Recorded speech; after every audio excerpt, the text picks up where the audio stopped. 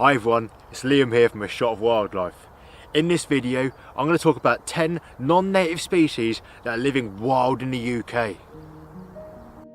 First up, and possibly the most surprising animal in this video, is the raccoon. Now before you think I'm making things up, there have been at least 18 records of raccoons in the wild since 2014, from the north of Scotland to almost the southern coast of England. These are probably escaped pets or deliberate releases, but as raccoons can survive in our climate and have already colonised much of mainland Europe, this North American native has the potential to become a real issue if they become established here. They are intelligent opportunists and will eat everything from human scraps to birds, amphibians and small mammals. Next up is the midwife toad. These 1.5-inch amphibians are native to most of Europe and northern Africa, but have been introduced to various locations around England and Wales. They are mostly secretive and nocturnal, but the males can give themselves away in the breeding season with their alien sounding beeping call.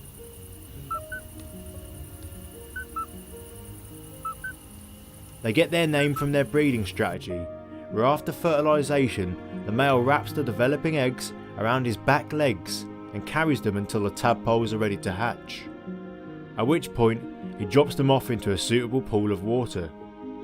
As these are quite small, their potential impact on native species isn't really well known, although it's thought that they may carry diseases that they could pass on to native amphibians.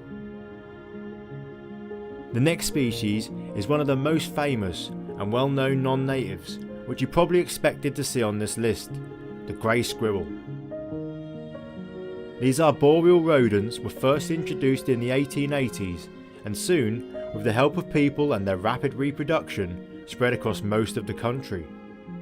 Unfortunately, their colonisation hasn't came without a cost, as they have outcompeted and passed on a fatal disease to the native red squirrel, which has subsequently gone extinct in most of its original range. From the best known non-native to one that may be surprising or completely expected, depending on which parts of the UK you are familiar with, the ring-necked parakeet.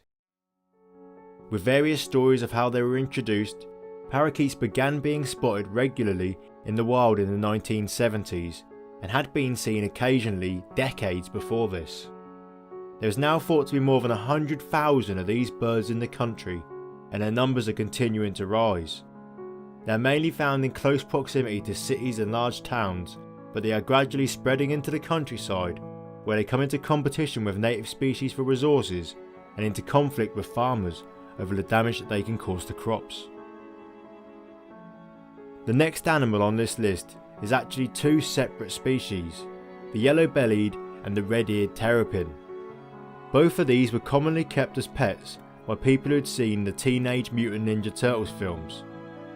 What started out as 50p sized aquarium based animals soon outgrew their accommodation and were released to hundreds of sites around the country. They can live for 30 years and seem to do fairly well in urban ponds and freshwater streams, and thankfully they haven't been recorded as successfully breeding here yet. If the climate continues to warm, this might happen in the future, at which point the terrapins could pose a massive threat to freshwater invertebrates and fish. Speaking of fish, our next non-native is the king carp. These were brought to the UK by monks in the 12th century and were originally kept in ponds for food. They soon escaped into the wild, and due to a recent surge in popularity for this species as a target for anglers, they have been introduced to waterways around the country. Currently, their main impact seems to be that they can hybridise with the native and endangered Crucian carp, which isn't great.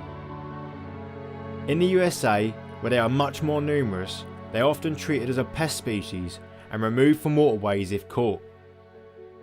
The next creature is one that you may have heard about and that has received a lot of media attention, the Asian hornet. These are established in France, and since 2016 there have been 21 confirmed sightings and 12 nests found in this country. All of these were promptly destroyed, but the likelihood is that these winged predators will eventually colonise this country. Although they may seem menacing to humans, their real impact is towards bees and other pollinating insects. They often wait outside of beehives to snatch the bees from the air as they leave. Next up is another well-reported and impactful animal, the American mink.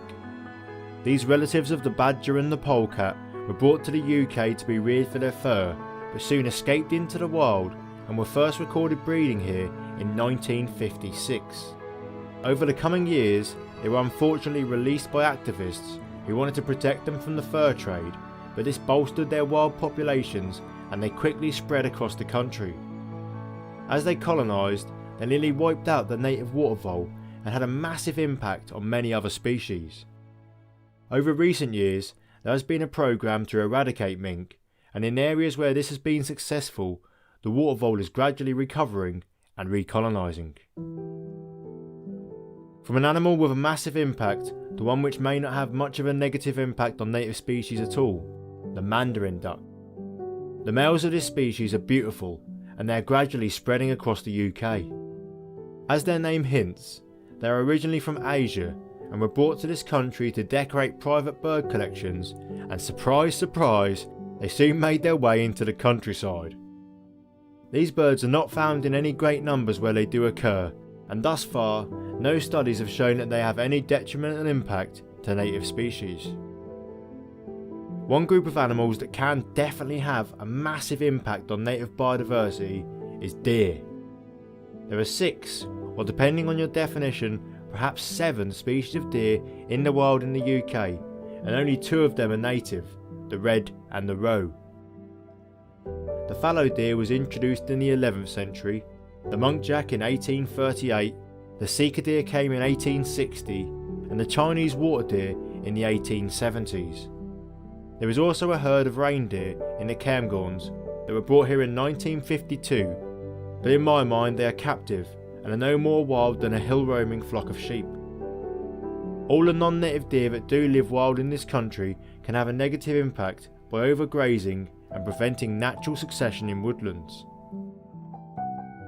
Now the mathematical amongst you will realise that I've already covered 10 different animals, but here is a bonus creature that might belong on this list. The coypu. Just like mink, coypu were imported for the fur trade in the 1920s and 30s.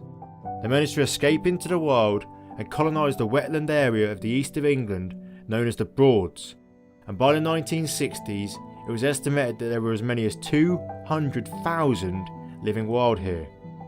They caused massive damage to waterside infrastructure and drainage, and because of this, a campaign was launched to eradicate them. Officially, this was successful, and in 1989 the last recorded wild coypu was captured and shot. However, in recent years there have been anecdotal records from people in the Broads who claim to have seen a large coypu-like animal, but I am less than convinced that something the size of 10 rats could remain unnoticed for more than 30 years. So there we go. Do you think it's possible that there's still coypu living here in the wild? If you do, let me know in the comments down below. Now if you enjoyed this video, you may also like this other British wildlife video, and if you like that, subscribe for more. Thanks for watching, and I'll see you next time.